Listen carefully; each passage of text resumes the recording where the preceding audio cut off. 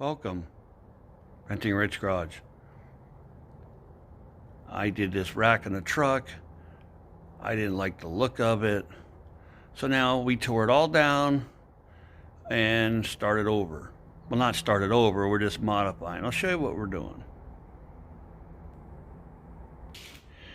As you can see, we took it all off. If you look at one of my prior video, you can see the stacks were up and everything. I thought they hung out too far. So I'm redoing the rack so the stack will be like this much behind the cab and the rest will stick out. My original thought was to have it as wide as the bed, but it's going to look too stupid. And this way was perfectly level with the stack, but this way was not. So I accounted for that. I just actually finished this side.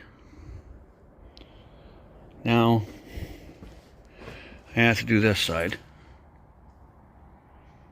And then primer it. I don't have to put it on, check it again. We're going to primer it, paint it, get it back in the truck, and then hopefully get it together by the end of the day. The top was out a 1/4 inch. Don't ask me how. Farther than the bottom. And I could see it when I was looking at the truck. So we're also fixing that.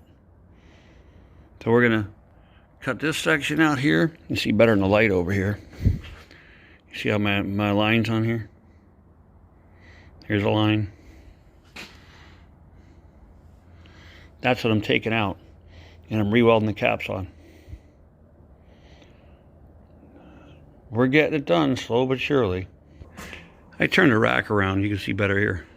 I'm taking 2.5 out here. Taking 2 1/4 out down here. That'll bring it in just that little bit that I want. 1/4 inch doesn't sound like much, but when you build something, you can see things that nobody else sees.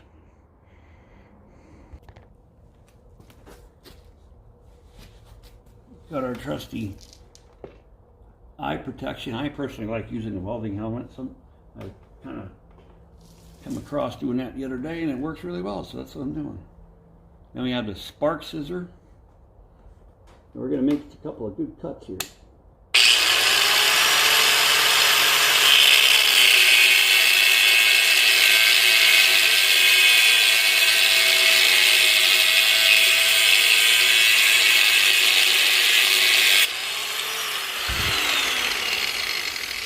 You only go a little bit and check it, because if you get off your lines, then that's a problem.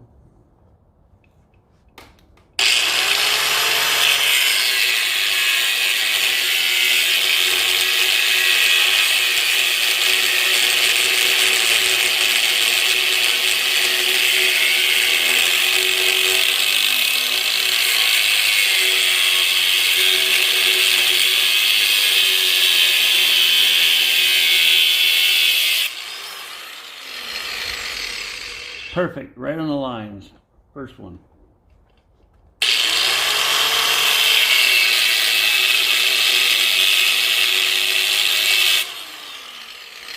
And again.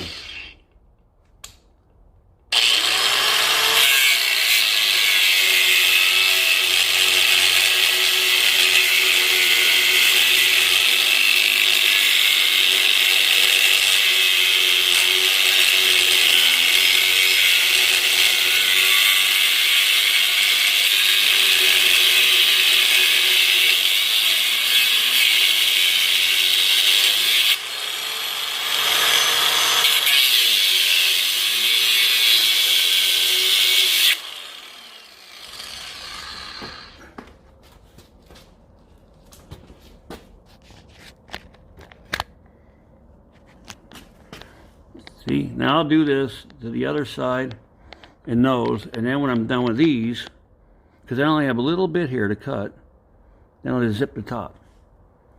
And then I'll take these off and I'll show you what I do next. My light's kind of not that good on the back side, so I laid it down to do these. But I'm trying to keep these exactly perfect, so when I weld this to this, it's this way and this way is perfect. The tube is straight. When you're doing something like this too, you got to watch the size of the grinding wheel, because when it gets down, if you get it in here and you think you're gonna you're judging on your cut, all of a sudden your wheel gets smaller. So this part of the grinder will get against here, and you don't even see it, and it'll make the grinder tilt because it's hitting the mechanism of the grinder. That's bad, because now your lines are going to be crooked. Mine do look just a hair crooked, but apparently my tape measure was off. Them cuts ain't too bad, considering I'm using a spark scissor. I'm going to take these, if they're not super hot, over and bevel the edges so I get a good weld. You can see I just took a little bit of the edge off, more surface area for welding. Got them jigged up and they actually fit pretty good. Now we're going to hit them with the welder and buzz them right up.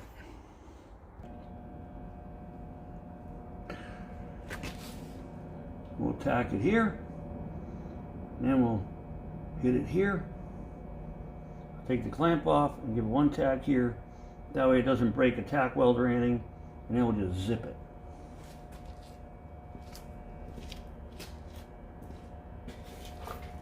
Should always wear gloves that I can't find.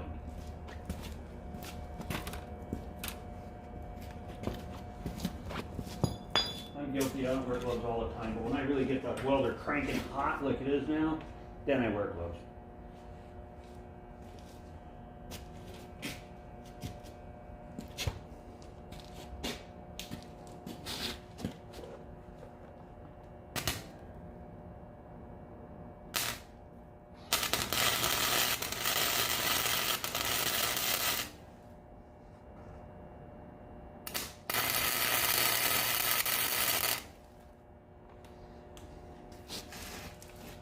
Okay, you are tacked on. A little tack down here.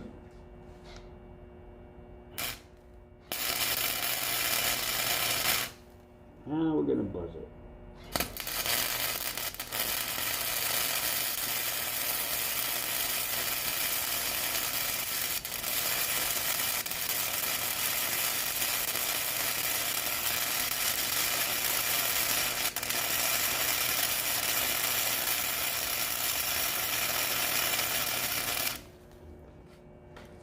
This little welder works pretty good, actually.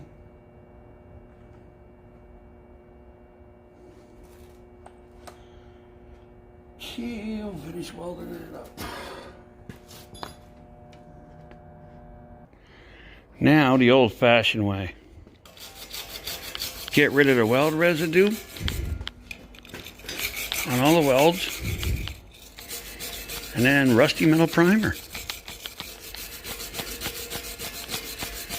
Then I have to go over to the farm to get a rear end out.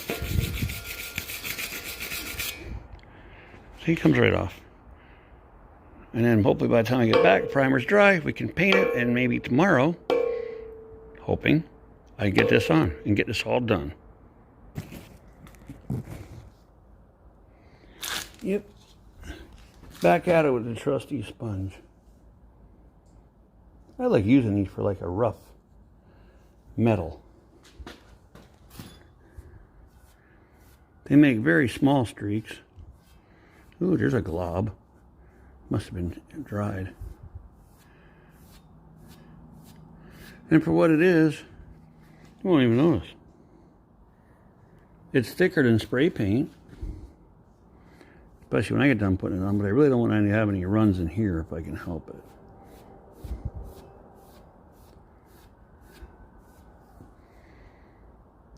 There's no thinner or anything in this paint. So chances are probably pretty good it's going to take it overnight to dry.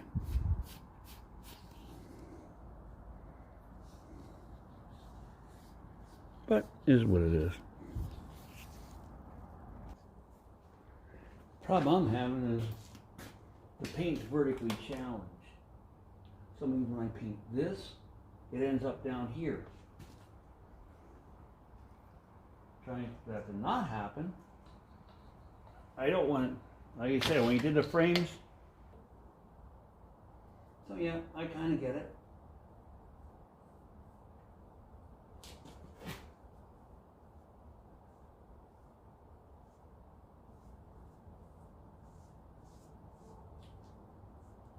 Ah, it looks a little bit weak right there.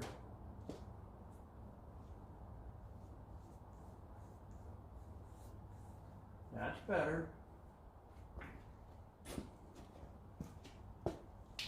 You know, they say you should, it's supposed to be a certain temperature to paint. I found the Rust-Oleum primer, it doesn't matter what temperature it is. It dries pretty quick. The paint, on the other hand, oh, totally different story.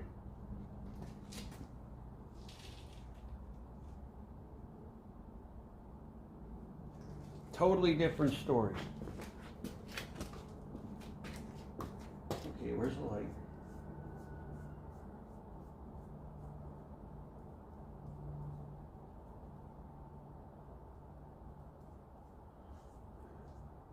Need to get a few things buttoned up. I still got to get Kool-Aid back in here. Put the O2 sensor in. Just haven't gotten time.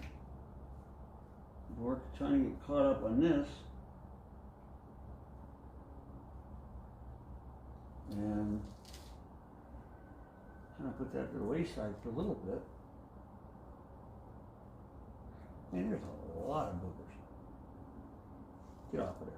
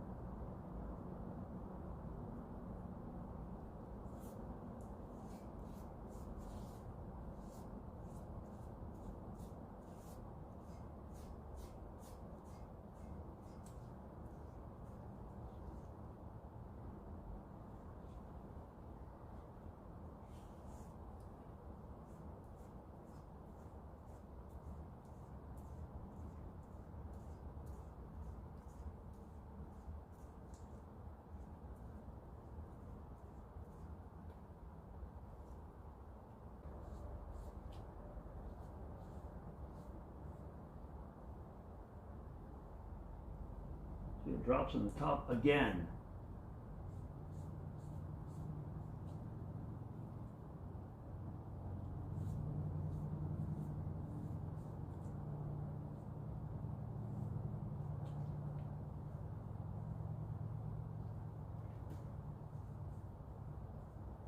There's the last rail, and then leave it dry. We'll see how many weeks it takes. Hopefully, it doesn't make a liar out of me. It does what it usually does. And it'll be dry tomorrow. Tonight would even be better.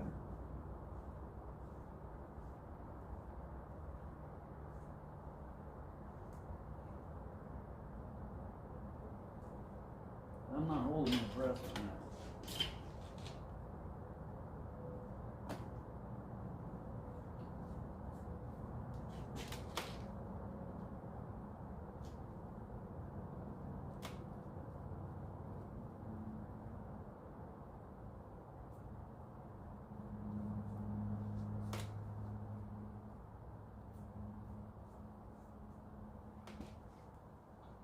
Time to get out the big brush.